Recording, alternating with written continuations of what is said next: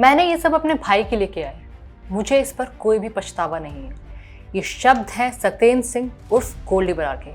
गोल्डी बरार वही शख्स हैं जिन पर सिंगर सिद्धू मूसेवाला की हत्या का आरोप है, या फिर ये कह लीजिए जिसने सिद्धू मूसेवाला की हत्या की जिम्मेदारी ली थी। 11 जून को बीबीसी की तरफ से एक डॉक्यूमेंट्री रिलीज की गई। डॉक्यूमेंट्री को 2 पार्ट में रिलीज किया गया है। डॉक्यूमेंट्री का नाम है द किलिंग कॉल। पार्ट 1 में सिद्धू मूसेवाला किस तरह मानसा गांव से पूरी दुनिया में जाने लगे उस पर चीज़ें दिखाई गई हैं, और सेकंड पार्ट में ये दिखाया गया है कि किस तरह सिद्धू मूसेवाला की हत्या के पहले और बाद किस तरह की परिस्थितियां हुई, ये सब डॉक्यूमेंट्री में दिखाया गया है। हालांकि इस डॉक्यूमेंट्री को सिद्धू मूसेवाला के पिता बलकौर सिंह की तरफ से एक पिटीशन मानसा कोर्ट में दायर की गई थी, जिस पिटीशन में ये कहा गया था कि इस डॉक्यूमेंट्री में सिद्धू मूसेवाला की हत्या और सिद्धू मूसेवाला की जीवनी पर बहुत सारी गलत चीज़ें दिखाई जा रही हैं, लेकिन उसके बावजूद इस डॉक्यूमेंट्री को बिना अनुमति के रिलीज़ कर दिया गया। इससे पहले ये डॉक्यूमेंट्री मुंबई में स्क्रीनिंग की जानी थी, लेकिन मुंबई में स्क्रीनिंग नहीं हो सकी। इसके साथ बीबीसी की तरफ से डॉक्यूमेंट्री को यूट्यूब पर रिलीज़ कर दिया गया। बलकौर सिंह का कहना है कि इसमें ऐसी बहुत सारी बातें हैं जो सिद्धू मूसेवाला की छवि को भी बिगाड़ने का काम करेगी, और इसमें सब बातें गलत दिखाई गई। इसके साथ साथ इस डॉक्यूमेंट्री में पत्रकारों, सिद्धू मूसेवाला के दोस्त और दिल्ली और पंजाब के अधिकारियों की भी बाइट है। तो डॉक्यूमेंट्री रिलीज होते ही काफ़ी बवाल भी मच चुका है, कंट्रोवर्सी भी हो चुकी है। और इस डॉक्यूमेंट्री में सबसे जो इम्पोर्टेंट चीज़ है वो है गोल्डी बरार का ऑडियो। गोल्डी बरार का इसमें वर्जन सामने आया है। गोल्डी बरार का कहना है कि उन्होंने कुछ भी गलत नहीं किया, क्योंकि उसके दोस्त, उसके भाई के साथ गलत हुआ तो उसका बदला लिया गया। इसके साथ साथ मैं आपको बता दूं कि गोल्डी बरार ने ये भी बताया कि सिद्धू मूसेवाला और लॉरेंस बिश्नोई की दोस्ती पहले से ही थी।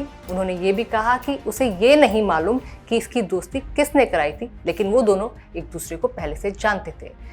डॉक्यूमेंट्री में ये भी दिखाया गया है कि गोल्डी बरार कहता है कि सिद्धू मूसेवाला लॉरेंस को खुश करने के लिए गुड मॉर्निंग, गुड इवनिंग के मैसेजेस किया करता था। शुरुआत में सब कुछ अच्छा था, लेकिन बाद में सिद्धू मूसेवाला अदावत पर उतर आया था। ये अदावत पंजाब में एक कबड्डी टूर्नामेंट को लेकर हुई थी, जिसमें सिद्धू मूसेवाला उन लोगों का समर्थन करने लगा था जिनसे इनकी ठनी हुई थी। लॉरेंस बिश्नोई की तरफ से उसको काफ़ी समझाया भी गया था, लेकिन सिद्धू मूसेवाला माना नहीं। मामला तब बिगड़ गया जब 2021 अगस्त में विक्की मुंदखेड़ा की हत्या कर दी गई, जिसका आरोप कहीं न कहीं सिद्धू मूसेवाला पर आया। ये कहा गया कि इस हत्या में कहीं न कहीं सिद्धू मूसेवाला भी लिप्त थे। और इसके साथ साथ गोल्डी बरार कहता है कि पत्रकारों को, पॉलिटिशियन को, प्रशासन को, हर किसी को ये जानकारी थी कि इस पूरे सिनेरियो में कहीं न कहीं सिद्धू मूसेवाला लिप्त है, लेकिन सिद्धू मूसेवाला तब एक पॉपुलर इंसान बन चुका था, एक पॉपुलर सेलिब्रिटी बन चुका था, और पावर और पॉलिटिक्स के दम पर उसने अपने आप को बचा लिया।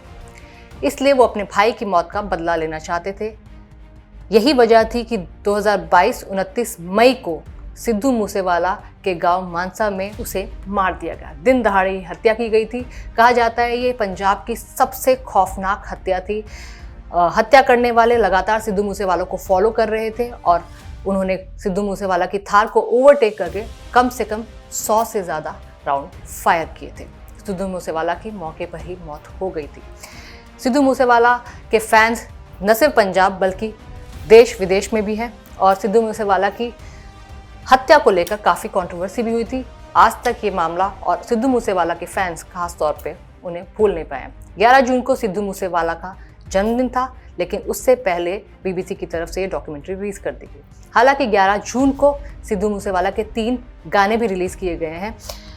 वो गाने हैं टेक नोट्स, 0008 और नील। इसको एक एल्बम का नाम दिया गया जिसका नाम है मूसे प्रिंट।